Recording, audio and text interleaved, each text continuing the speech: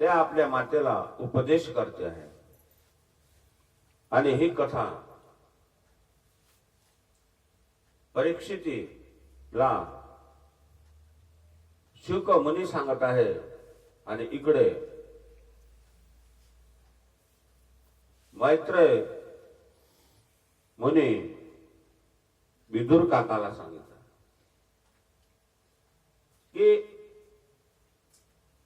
भक्ती योग म्हणजे काय आणि त्याचा महिमा आपण काल पाहून गेलो. आणि त्यानंतर देवहूती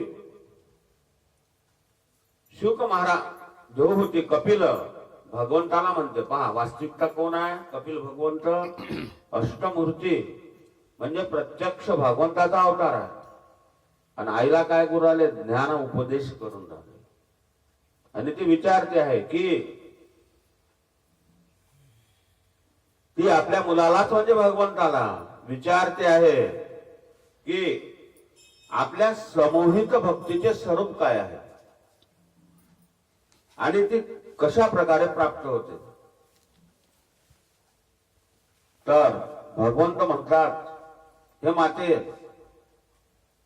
की माझ्या चरण सेवेत जो प्रेम करतो आणि माझ्या प्रसन्नतेसाठी सर्व करणारे जितके भाग्यवान भक्त आहेत, तसेच विषयाचे ज्ञान करून देणाऱ्या इंद्रियाची तत्व आणि माझ्या चरण सेवेत मी त्या दिवशी बोलून गेलो की कोणतंही कर्म करताना पहिल्यांदा महत्वाचं कर्म आहे भक्तीमध्ये.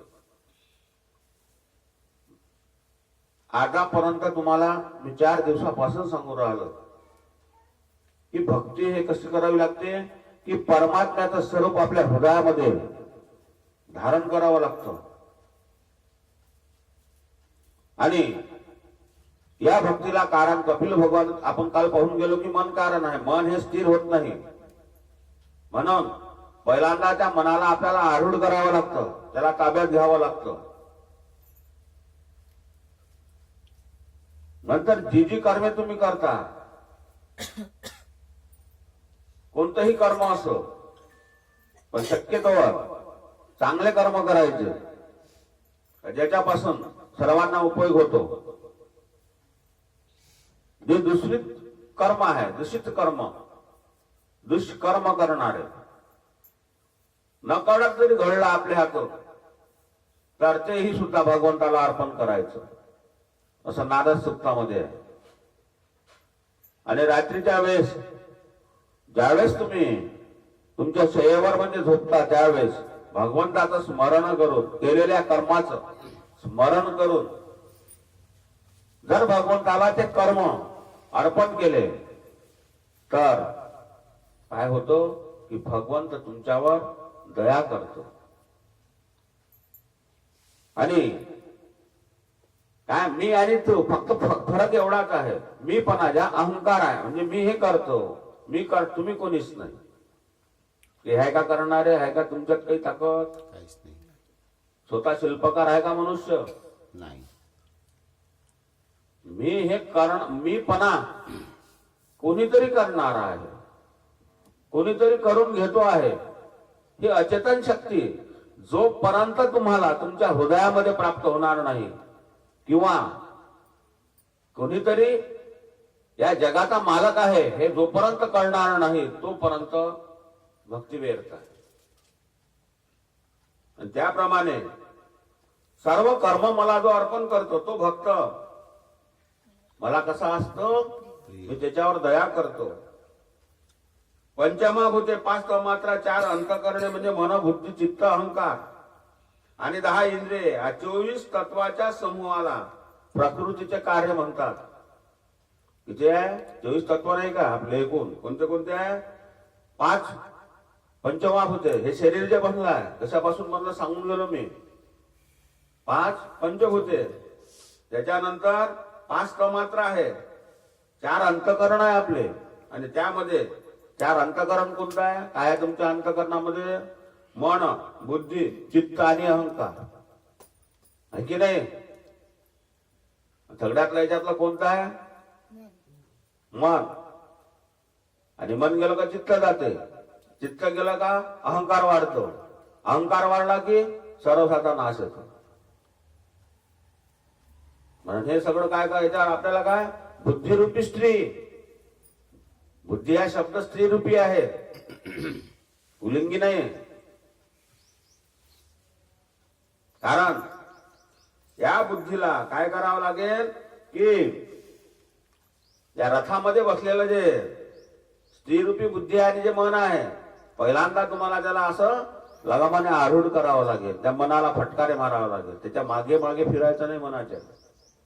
आणि 10 इंद्रिय आहे आणि 24 तत्वाच्या प्रकृतीला कार्य म्हणतात. जे 24 तत्व आहे, पृथ्वी, जल, तेज, वायू, आकाश, पंचमहाभूते, गंध, रस, रूप, स्पर्श, शब्द, तन्मात्रा, याची काय कान, डोळे, त्वचा, नाक हे ज्ञानेंद्रिय आहे. मन, बुद्धी, चित्त, अहंकार आणि असं हे 24 तत्व आहे. त्यानंतर ते मातेला सांगतात की स्वच्छ, शांत आणि भगवंताच्या उपलब्धीचे स्थान हे चित्त आहे. आपल्याला जर भगवंताची प्राप्ती करायची बस बस बस चित्तामध्ये घ्यावं लागेल ना पहिल्यांदा. म्हणून चित्त आहे आणि तेच ममत्व आहे. यालाच वासुदेव असं म्हणतात. यालाच काय वासुदेव म्हणतात. श्रीकृष्ण गोविंद हरे मुरारे, हे नाथ नारायण वासुदेव. श्रीकृष्ण गोविंद हरे मुरारी, हे नाथ नारायण वासुदेव. श्रीकृष्ण गोविंद हरे मुरारे, हे नाथ नारायण वासुदेव. श्रीकृष्ण गोविंद हरे मुरारी, हे नाथ नारायण वासुदेव. हे नाथ नारायण वासुदेव, हे नाथ नारायण वासुदेव. हे नाथ नारायण वासुदेव, हे नाथ नारायण वासुदेव. श्रीकृष्ण गोविंद हरे मुरारी, हे नाथ नारायण वासुदेव. श्रीकृष्ण गोविंद हरे मुरारी, हे नाथ नारायण वासुदेव. गोविंद हरे मुरारी, हे नाथ नारायण वासुदेव. श्रीकृष्ण गोविंद हरे मुरारी, हे नाथ नारायण वासुदेव. भगवान की. आणि ज्यावेळेस देवती माता आपल्या कपिल भगवंतांना विचारते आहे की हे भगवंता, भक्तीचे मर्म काय आहे? भक्ती करण्यासाठी कोणती क्रिया करावी लागते? त्यावेळेस कपिल भगवान म्हणतात, हे माते, दंभ किंवा मत्सर मनामध्ये जर भेद असेल आणि भाव ठेवून जो माझ्यावर प्रेम करतो तो तामस भक्त होय. भक्ताचे प्रकार सांगितले आहे.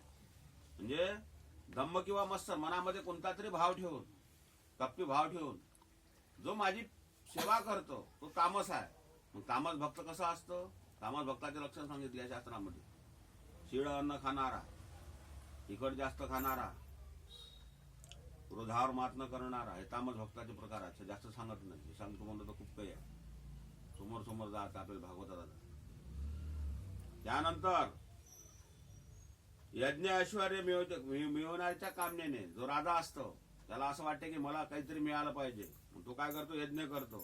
आणि माझे काय चौकात चौकात फोटो लागले पाहिजे म्हणते ना कोणी कोणी. माझ्या चौकात मला मान मिळाला पाहिजे, माझ्या गळ्यात हार पडला पाहिजे, मला कोणतरी मोठं म्हणलं पाहिजे. या गावचं काय असतो? अहंकार, ज्याला आपण अहंकार म्हणतो ना, मलाच मोठं म्हणावं. आणि यज्ञ ऐश्वर्य मिळवण्याच्या कामनेने म्हणजे आपल्याला तो उद्देश असतो की मला कोणतं तरी पद मिळालं पाहिजे. याला जो माझे असं पूजन करतो की मला देवा मोठं होऊ दे, मला मान मिळू दे आणि मला कोणतं तरी पद मिळू दे, असा असणारा जो पूजन करतो त्याला राजस भक्त म्हणतात. आणि जी व्यक्ती पापाक्षय करून परमात्म्याला आणि अर्पण करतो आणि माझे पूजन करतो त्याला सात्विक भक्त म्हणतात. जरी त्याच्या हातून पाप घडलं आणि जर तो माझं स्मरण करून जर मला ते कर्म अर्पण करतो, मी बोलून गेलो की तो माझा भक्त कोणता आहे, सात्विक, आणि तो देवाला सर्वात आवडतो. त्यानंतर मी ठेवण्यास तयार असूनही सुद्धा तो घेण्यास तयार नाही, त्याला निष्काम भक्त म्हणतात. देव देण्यास तयार आहे पण भक्त घेण्यास तयार नाही. नाही का, निष्काम भक्त नाही म्हणत का? निष्काम भक्त मग कोण आहे? तुम्ही आम्ही आहे का निष्काम भक्त? यामध्ये संत मोडतात. तुम्ही आम्ही तर काही नाही, गेल्यानंतर तर बस काही मागता जेवाले नाही का? नाही मागत. याच्यासाठी संत आहे, संताला देतात पण ते घेत नाही. तुकाराम महाराजाला शिवाजी महाराजांनी काय केलं होतं? ज्यावेळेस लेहगावला कीर्तन होतं कोणाचं? तुकाराम महाराजाचं. तो दिवस होता गोकुळ अष्टमीचा, मंद मंद पाऊस चालू होता आणि सगळे टाळकरी मंडळी, लेहगाव म्हणजे तुकारामाच्या मामाचं गाव. त्या दिवशी भगवंताचा काय असतो, आपण उत्सव साजरा करतो. तुमच्याकडे करता की नाही? काम आहे करते. गोकुळ अष्टमी. ज्या दिवशी भगवंत गोकुळ अष्टमीला जन्मले तोच दिवस ज्ञानेश्वर माऊलीचा जन्माचा दिवस आहे, म्हणून तोही महाविष्णूचा अवतार आहे.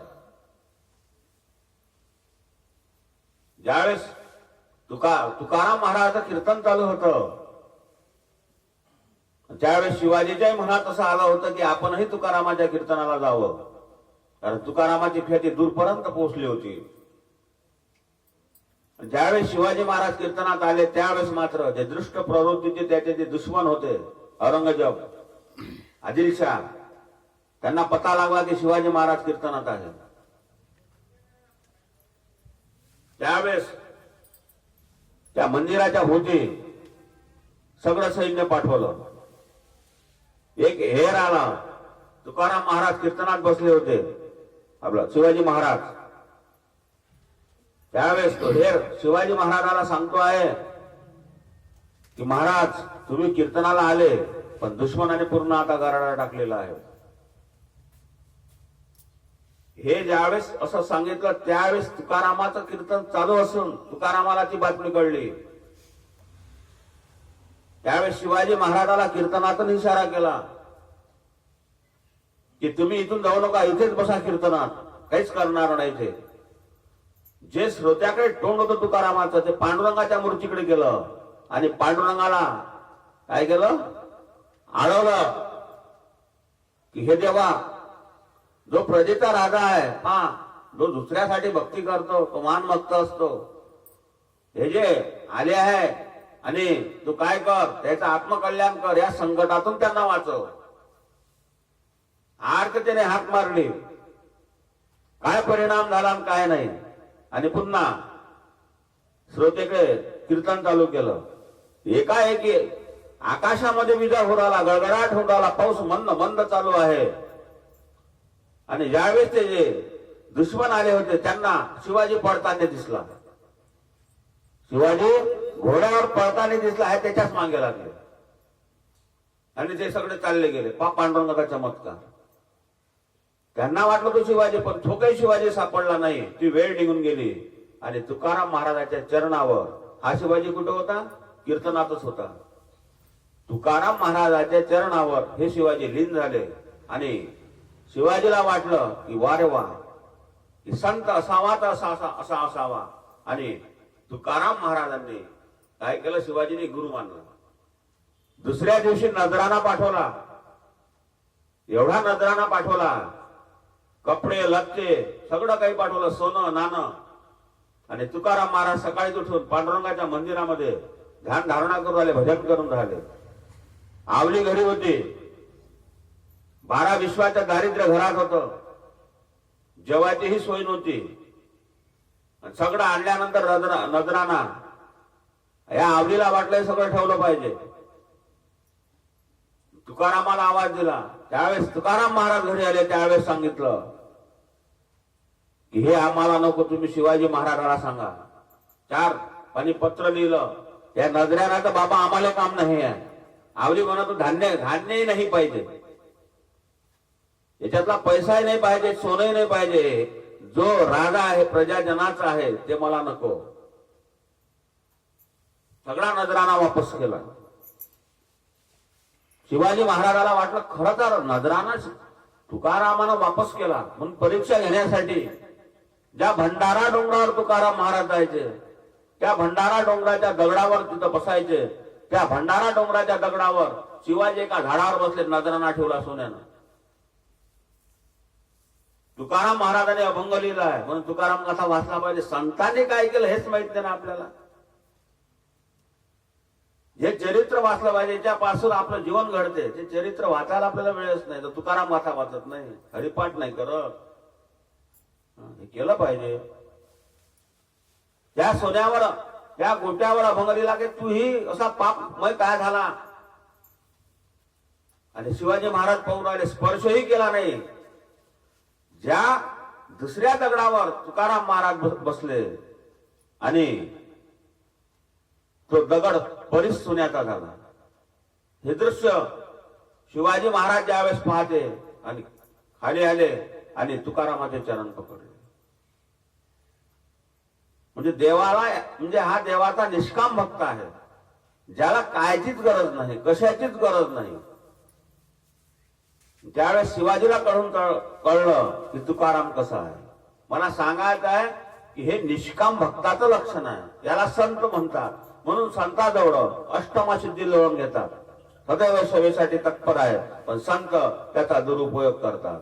श्रीमन्नारायण नारायण नारायण, श्रीमन्नारायण नारायण नारायण, श्रीमन्नारायण नारायण नारायण, श्रीमन्नारायण नारायण नारायण, श्रीमन्नारायण नारायण नारायण, श्रीमन्नारायण नारायण नारायण, श्रीमन्नारायण नारायण नारायण, श्रीमन्नारायण नारायण नारायण, लक्ष्मी नारायण नारायण नारायण, लक्ष्मी नारायण नारायण नारायण, लक्ष्मी नारायण नारायण नारायण, लक्ष्मी नारायण नारायण नारायण, लक्ष्मी नारायण नारायण नारायण,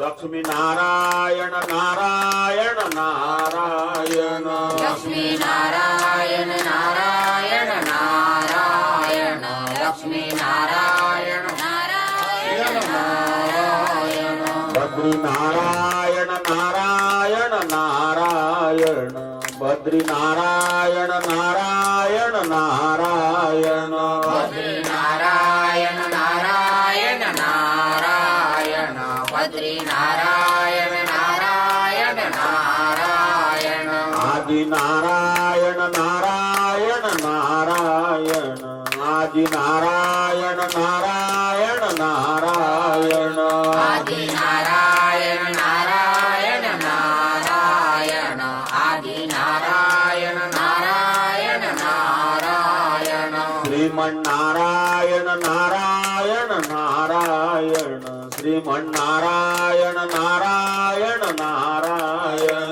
श्रीमन्नारायण नारायण नारायण, श्रीमन्नारायण नारायण नारायण. गोपाल कृष्ण भगवान की जय.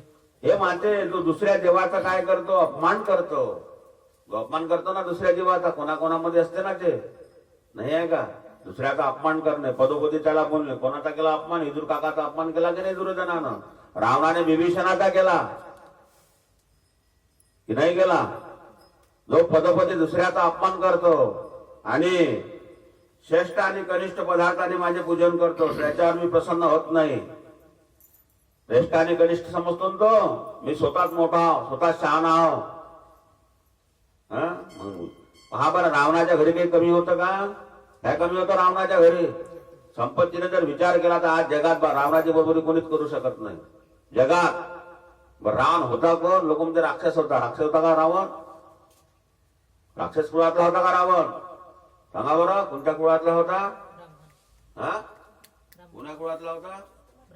हा, ब्राह्मण कुळातला. असं दत्तक उचलले आता नाही, स्पष्ट द्या. चुके ना काय होते? हा, असे काय बीपी स्लो झाले? दत्तच नाही द्यायचा, चुके ना. ब्राह्मण कुळाचा होता. आपण पाहला ज्यावेळेस ब्रह्मदेवापासून 10 पुत्र झाले की नाही? काल सांगितले 10 पुत्र राहुल भाऊ. त्याच्यातला कोण झालता? एक पुलस्य झालता ना, पुलस्य नावाचा पुत्र. त्या पुलस्यापासून कोण झालं? पुलस्यापासून विसरावा झाला. कोण झाला? विसरावा. विसरावाला 2 पत्न्या झाल्या. कोणत्या कोणत्या झाल्या? 2. पहिल्यांदा जे 2 पत्न्या, म्हणजे पहिली जी पत्नी होती तिच्यापासून, तिचं नाव होतं ईडविडा. काय होतं? ईडविडा. त्याच्यापासून जो पुत्र झाला तो पुत्र म्हणजे कुबेर झाला. माझ्या ना कुबेर समजते ना? सगळा धनाचा मालक कोण आहे? कुबेर आहे.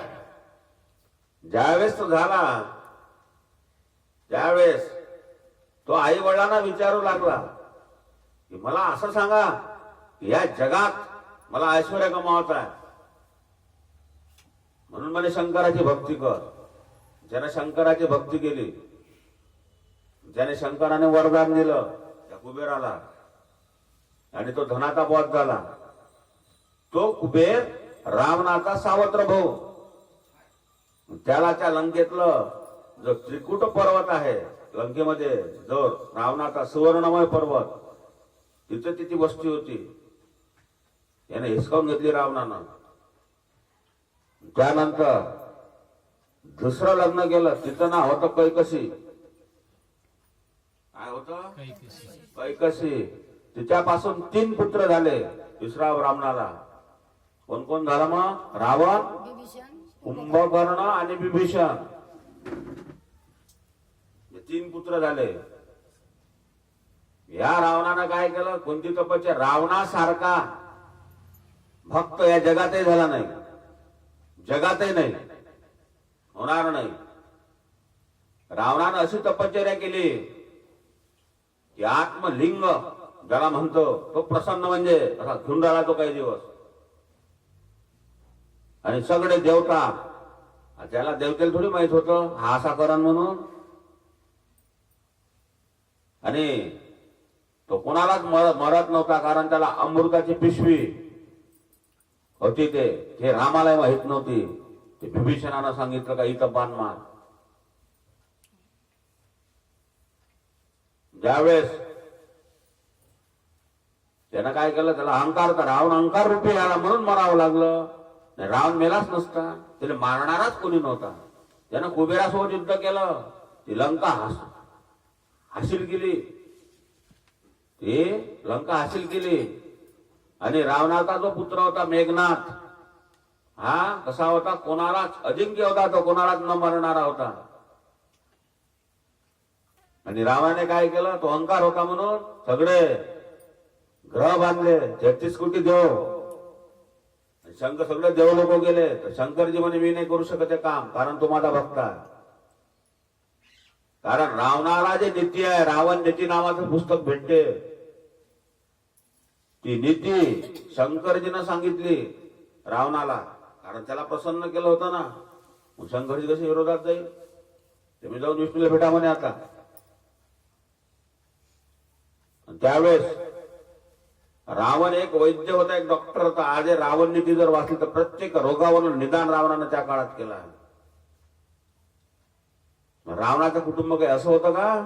1-2 बायकाच्या का रावणाले 80,000 बायका होत्या बाप्पू. 80,000 म्हणजे अमरावती एवढं शहर असं ना जवळपास. रावणाचं म्हणजे पत्नी 1.25 लाख मुलं. त्याला कोणाच मतदारसंघात उभारायची गरज नव्हती, बहुमत होतं त्याला सगळं. विचार करा, आहे का जगात असा? बरं, एवढ्यानं संपलं का? ती लंका कशी होती? वर्णन केला. 7 कोटी घर कांचनाची होती, हिऱ्या पाचूची होती. काय लंका सामान्य होती का लंका? ती देवता बंदीखान्यात गेला, ज्याला बांधू शकत नाही हे ग्रह बांधून टाकले, शनीला कोणीच बांधत नाही. म्हणून तर शनी म्हणते, शनी जो ग्रह आहे यानं असं जरी पाहिलं, राहू केतू ह्याच्या पायऱ्या केल्या रावणानं. सांगा रावण कसा असं, कशी भक्ती असेल रावणाची. हे सगळं सोडलं कोण मग, हेले मुक्त केलं हनुमंतरायानं केलं. सांगत काय कसा ते तुम्हाला हे सांगायला लागत दिवसभर. त्या हनुमंतरायानं मुक्त केलं. म्हणून हनुमंतरायाला या शनी देवत्यानं सांगितलं, जो माझे शनिवारी काय फक्त तुझी उपासना करेल तर मी भक्तावर प्रसन्न होईल. म्हणून तुम्ही शनिवार करता बघतो. राजा राम राम राम सीता राम राम राम. राजा राम राम राम सीता राम राम राम. राजा राम राम राम सीता राम राम राम. राजा राम राम राम सीता राम राम राम. रघुपती राघव राजा राम पतित पावन सीताराम. रघुपती राघव राजा राम पतित पावन सीताराम. रघुपती राघव राजा राम पतित पावन सीताराम. रघुपती राघव राजा राम पतित पावन सीताराम. राजा राम राम राम सीताराम राम राम. राजा राम राम राम सीताराम राम राम. मर्यादा पुरुषोत्तम राम भुवन मन मोहन राम. मर्यादा पुरुषोत्तम राम भुवन मन मोहन राम. मर्यादा पुरुषोत्तम राम भुवन मन मोहन राम. मर्यादा पुरुषोत्तम राम भुवन मन मोहन राजा राम. राम राम राम सीताराम राम राम. राजा राम राम राम सीताराम राम राम. कौशल्या के प्यारे राम दशरथ के दुलारे राम. कौशल्या के प्यारे राम दशरथ के दुलारे राम. कौशल्या के प्यारे राम दशरथ के दुलारे राम. कौशल्या के प्यारे राम दशरथ के दुलारे राजा राम. राम राम राम सीताराम राम राम. राजा राम राम राम सीताराम राम राम. ईश्वर अल्लाह तेरो नाम सबको सम्मति दे भगवान. ईश्वर अल्लाह तेरो नाम सबको सम्मति दे भगवान. ईश्वर अल्लाह तेरो नाम सबको सम्मति दे भगवान. ईश्वर अल्लाह तेरो नाम सबको सम्मति दे भगवान. राजा राम राम राम सीताराम राम राम. राजा राम राम राम सीताराम राम राम. राजा राम राम राम सीताराम राम राम. राजा राम राम राम सीताराम राम राम. प्रभू रामचंद्र भगवान की जय. रावणाला नारदाने सांगितलं, काय सांगितलं होतं रावणाला, की ज्यावेळेस विचारलं मग काय संताची आहे पहिला माझा विश्वास. आणि ज्यावेळेस नारदानं सांगितलं की म्हणे रावण काय म्हणतो की मला आता देवासंग काय, मला तर भक्ती जमत नाही, मग काय करायचं आहे. नारदानं सांगितलं भक्त कसं आहे, आता काय कर, तू देवासोबत युद्ध कर. देवासोबत युद्ध केल्याने काय होईल, त्याच्यातच तुला मुक्ती मिळाली तर तुझ्या जीवाचा उद्धार होतो. म्हणून पदोपदी रामाचा राग केला कोण, रावणानं. पडलं एक तर देवासंग भांडण करावं लागते, प्रेमानं भक्ती करावं लागते. आणि अशा रीतीने ते विचारते आहे कोण, यहुदी माते आपल्या पुत्राला विचार, जी व्यक्ती आत्मा आणि परमात्मा यामध्ये अंतर आहे असे समजतो त्या व्यक्तीला मी मृत्यू समय मोठे भय देतो. लक्षात आलं का, आत्मा आणि परमात्मा, कारण परमात्म्याचाच अंश आत्मा आहे, तो आपण पाहू शकत नाही. मला नाही माहित आपण पाहू शकतो, कारण आत्मा आणि परमात्मा, कारण परमात्म्याचा अंश आहे आपल्या हृदयामध्ये. पण मी त्या दिवशी बोलून गेलो की तुम्ही प्रेम जे करता ते आत्म्यावर नाही करत, तुम्ही शरीरावर करता. हा आपला दोष आहे की नाही करत. आपण प्रेम कायद्यावर करतो, शरीरावर करतो की नाही. पण शरीर कसं आहे, नाशिवंत देह जाणारा सकळ. हा नाशिवंत देह आतमध्ये जर पाहिला ना तुम्ही पाहू शकता, दुर्गंधी आहे, एवढा दुर्गंधी आहे का तुमचं स्वतःचं शरीर तुम्ही पाहू शकत नाही. पण इकडे प्रेम किती करतो, नाना तऱ्हेच्या सामना, नाना तऱ्हेचं तेल, सुवासिक तेल, चेहरा जर समजा येडा वाकोडा असं तर तिला सुंदर करण्याचं काम किती करते बाया खटाटो नाही का? किती वेळ जातो त्याच्यात? इकडे टिकली तिकडे टिकली तिकडे पाऊस. हे काय वरी चर्म घातले रे, हे चर्म आहे ना आपलं दिलं, हे सौंदर्य टिकणार आहे का? हे जाणार आहे ना. जो आत्मा आहे, आत्मा आणि परमात्मा यामध्ये भेद मानतो त्याला आम्ही काय करतो? मृत्यू समय मोठे भय दाखवतो. आणि मनुष्याचे 4 वर्ण श्रेष्ठ आहे. कोणते कोणते वर्ण श्रेष्ठ आहे? सर्वात श्रेष्ठ ब्राह्मण आहे, नंतर वेद म्हणणारा अधम आहे, वेद म्हणणारा उत्तम आहे, आणि वेदाचा अर्थ जाणणारा श्रेष्ठ आहे, आणि अर्थ जाणण्यापेक्षा संशय वृत्ती करणारा हा सर्वात श्रेष्ठ आहे. संशय वृत्ती नसणारा वेद येत असं मोठा वेद पंडित आहे, होता पंडित महाज्ञानी गर्वामध्ये झाली आहे.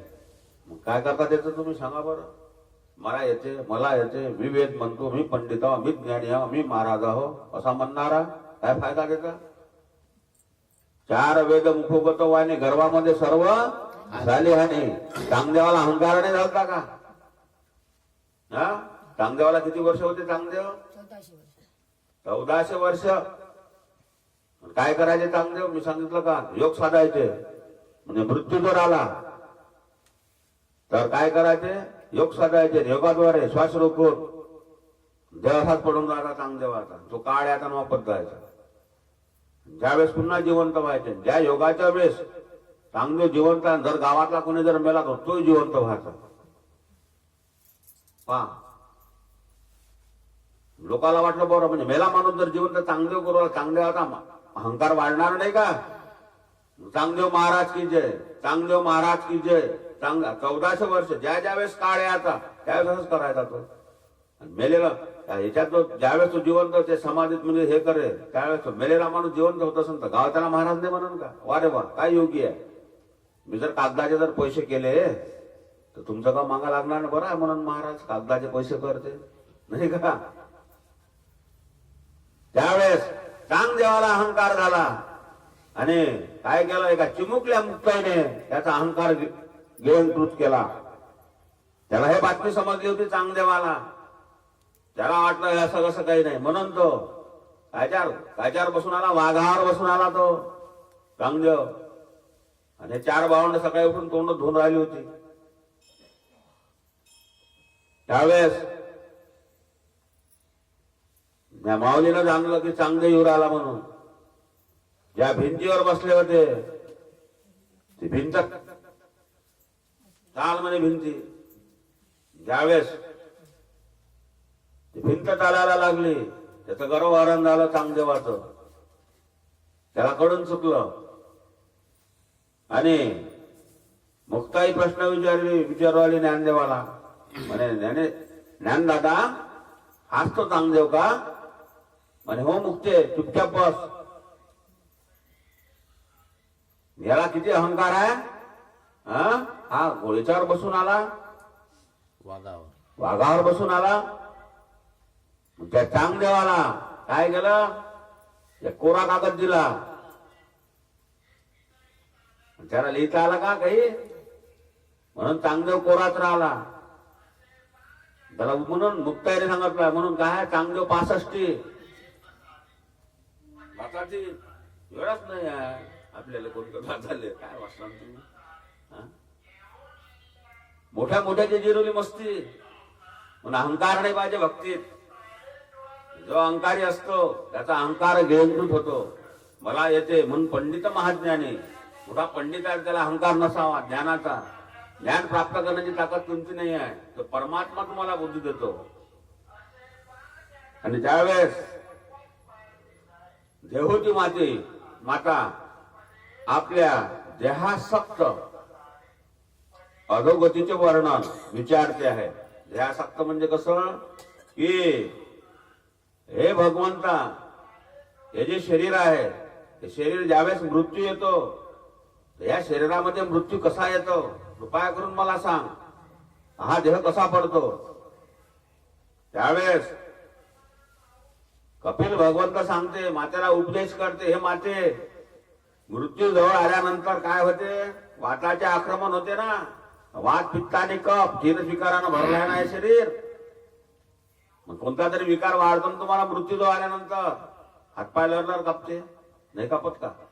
चहा घेता घेता हात का कापते? म्हणजे वाताचा प्रकार. कोणाची बीपी स्लो होते, कोणाचे काय होते? कफ खोकलत राहते आणि गॅस खोकलते. खोकलत खोकलत खोलीत बसते तो शेवटच्या टप्प्यात. नाही बसत का? आता तर पुढे होऊनच नाही राहिल्या म्हणा. पण समोर ज्यावेळेस तुमच्याकडून कोणतीच अवस्था ज्यावेळेस असते म्हाताऱ्या माणसाची, आणि त्यावेळेस रात्रभर तो खोकलतो. नाचले या घर थुंकुनिया, बाईल म्हणते खरं मरे ती मरे ना. त्याची स्वतःची बायको म्हणते, काय म्हणते? तुकाराम महाराज भंगलीला, नाचले या घर थुंकुनिया, बाईल म्हणते खरं मरे ती मरे ना. त्याचीच बायको त्याला म्हणते, कारण तिला याचा आता त्रास होऊन राहिला आहे. जीवनभर ज्याच्या कमाईवर जगते, कबाड कष्ट तो करतो, आणि मृत्यू समय ज्यावेळेस त्याला कफ किंवा वात होतो आणि तो खोकलतो, त्याचे पडसे पडते. मुलं तर सोडून द्या, पण स्वतःची बाई म्हणते हे मड कवा मरते. मेलं ते पुरलं. विचार करा तुमचं कोण आहे संसारातले. काल बोललो मी, हे सगळे चोर आहे बसलेले. तुमच्या उशाखाली ते चोर आहे, पण तुम्हाला समजून नाही राहिलं. काय अंत समय कोण आहे तुमच्यासोबत? बरं जन्मकाळी तरी कोण आहे? ज्याच्या माहेर तुम्ही गुरफटले आहे ती माया नाही का? बरं जिवंतपणे तुम्ही सगळं पाहता की नाही बा? सांगा. मेल्यावर तर सोडून द्या. जिवंतपणे नाही का हा प्रकार घडत? एखाद्याच्या बाईचा समजा नवऱ्याला ऍक्सिडेंट झाला असं गृहीत पकडा जवानपणे, तर ती 6 महिने चांगलं करते. तो घरी बसला आणि त्याची कमाई बंद झाली का कशी बोलते मग त्याला? तुम्हाला वाटत नाही मलाच करा लागते, मीच कामाला जातो. तो बोलू बोलू टोचणे मारू मारू ते विष खाऊ खाऊ बिचारा दिवस जगते, कारण तिच्या भरोशावर तो जगत असते ना. शेवटी त्याला असं वाटतं की आत्महत्या करावं, कारण ते बोलणंच तसं असतं. मला सांगा, त्याची कमाई आल्यानंतर तुम्ही खाता आणि तो घरी बसला तर नाही का? मग कुठे गेली तुमची माया? कुठे गेला पती? कुठे गेला पोरगा? आहे की नाही? हे संसारातल्या गोष्टी नाही का आपल्या? तर तो म्हणतोय माझे त्यावेळेस वाताचे आक्रमण होऊन काय होते? डोळ्याचे बुबळ काय होते? बाहेर पडते की नाही बुबळ? आणि कप वाढल्यामध्ये कंठामध्ये घरघर होऊ लागते. मृत्यू पहा किती प्रकारचा आहे. कोणाला घरघरी सुटते, आता जुन्या काळात सुटते, आता घरघरी सुटत नाही, कारण म्हातारे माणसं कमी आहे. ज्यावेळेस शेवटची अवस्था असते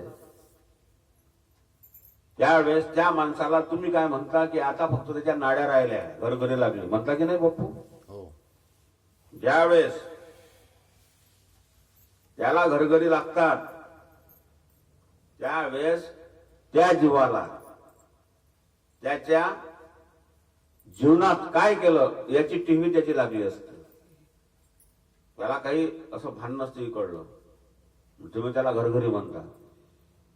जेव्हा त्याला त्याच्या मुखात अंत समय नाव येऊ देत नाही, आणि हा सारखं चिंतन करतो की जीवनामध्ये कोणतं कार्य केलं, त्याचा कळ टीव्ही लागला असतो. आणि ते कार्य करता करता त्या संसारामध्ये तो गुरफटला जातो पुन्हा. ज्यावेळेस तो गुरफटला जातो त्यावेळेस जे यमाचे, लक्षात घ्या इकडे चिंतन खूप महत्वाचं आहे. घरघरी लागल्यानंतर त्याला यमाचे 2 दूत न्यायला येतात. कोणाचे येते? यमाचे 2 दूत न्यायला येतात. ते यमाचे 2 दूत न्यायला आल्यानंतर ते काय करतात? असे येतात का यमाचे दूत? काळे कुट्टा आहेत ते पाहिला. कोणाला जर तुमचं मरण सांगतो मी इथून, मराठ्या वेळच्या गोष्टी लिहून घ्या. यमाचे जर 2 दूत जर आले तर समजून घ्यायचं आपलं यमपुरी नरकात जाणार म्हणून. त्याचा चेहरा काळा किट्ट असतो, असे शिंग असते त्याच्यावर. ते तुम्हाला मराठ्या वेळेस समजतं, मग आता नाही सांगू शकत. आणि विष्णूचे जर दूध आले ते 4 असतात, त्यांचं पितांबर धारण केलेलं असतात. आपलं आपल्याला समजते आपलं आपण गिराईक काय काय म्हणून ते एम काय करते आपल्या याच्यात फासा टाकते. त्यावेळेस याचं चिंतन संसारात असतो आणि या संसारातल्या आवडत्या गोष्टीला आवाज देतो की नाही. इच्छा असते ना शेवटच्या माणसाची, म्हणतो ना मला हे खाला दे ते खाला दे असं दे तसं दे, कधी मुलाचं नाव कोणत्या मुलीचं नाव, कारण तो संसारामध्ये व्यथित होतो. आणि संसारामध्ये व्यथित जर झाला तर काय करतो तो यम, काढकन त्याचा असा जीवात्मा ओढतो. ज्यावेळेस तो जीवात्मा ओढतो त्यावेळेस काय सोपं आहे का. अरे एक जर विंचू जर तुम्हाला चावला तर तुम्ही त्याची तळप त्याची आग कितीतरी असते. ज्यावेळेस तो यमराजा तुमचा असा प्राण काढतो त्यावेळेस शास्त्रामध्ये सांगितलेलं आहे 10 इंगळूच्या यातना असतात. दुःख नाही का या जीवनातलं. ज्यावेळेस तो जीव अवहेलना करतो त्यावेळेस त्या जीवाला तो यम कदर नाही करत. मग या 9 दारातून कोण्या तरी दारातून तो जीव बाहेर काढतो. कारण जीव आणि शरीर हे एकरूप झाले आहे नाही का. एकरूप नाही का. वास्तविकता त्या जीवाचा आणि शरीराचा काही एक संबंध नाही. पण जीव ज्यावेळेस यमराजा बाहेर काढतो 9 दारातून कोणत्या तरी द्वारातून त्याला बाहेर काढतो आणि त्याला सोडून देतो. मग तो जीव या शरीरावर आसक्त असतो. तो पुन्हा पुन्हा काय करतो की त्या द्वारातून जाण्याचा प्रयत्न करतो शरीरामध्ये, पण त्याला ते द्वार दिसत नाही. त्याला ते द्वार दिसत नाही म्हणून तो प्रेताभोवती फिरत राहतो. तो जीव काढल्यानंतर तो प्रेताभोवती फिरत राहतो. आपल्या शेवटी फिरून फिरून थकतो आणि कुठेतरी जाऊन सूक्ष्म रूपानं तो पाहत असतो. तुम्ही किती रडता, महापोरग किती रडून राहिलं, पत्नी किती रडून राहिली, तर रडणं सुरू असते. मग नाही गेल जीव गेल्यानंतर नसते का. अरे बापा बरा होता आणि बरी गेली. तो जीव पाहते आणि पश्चातापात पडतो तो जीव. शेवटी तुम्ही त्या जीवाला काय करता त्याची